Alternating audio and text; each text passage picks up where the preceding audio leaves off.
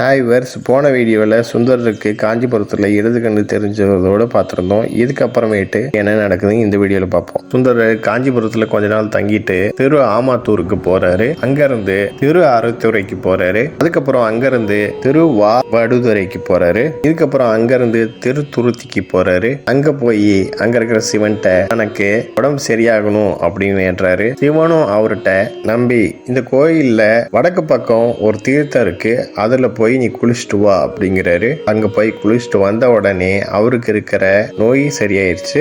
உடம்பு முகம் பொலிவாயிருது. இதுக்கப்புறமேட்டு சுந்தரர் ஒரு திருப்பதிகத்தை பாடுறாரு. என்னுடம் படும்பிணி இடர்கெடுத்தானே அப்படின்னு ஆரம்பிக்கிற திருப்பதிகத்தை பாடி சிவனை வணங்குறாரு. அதுக்கப்புறம் அங்கிருந்து சில சிவத்தலங்களுக்கு போய் சிவனை வணங்குறாரு. வணங்கிட்டு திருவாரூருக்கு போறாரு. இடது கண் தெரியறதோடையே திருவாரூருக்கு போறாரு. மாலை நேரத்துல ஊருக்குள்ள நுழையிறாரு. அங்க முதல்ல பறவையின் மண்டலி அப்படிங்கிற கோயிலுக்கு போறாரு. அங்க இருக்கிற தூவாயார் அப்படிங்கிற சிவனை வணங்கிட்டு வலது கண்ணு தெரியணும்னு வேண்டுறாரு. நள்ளிரவில் தான் திருமூலட்டானத்துக்கு போறாரு. அடியார்கள் எல்லாருமே வரவேற்கிறாங்க.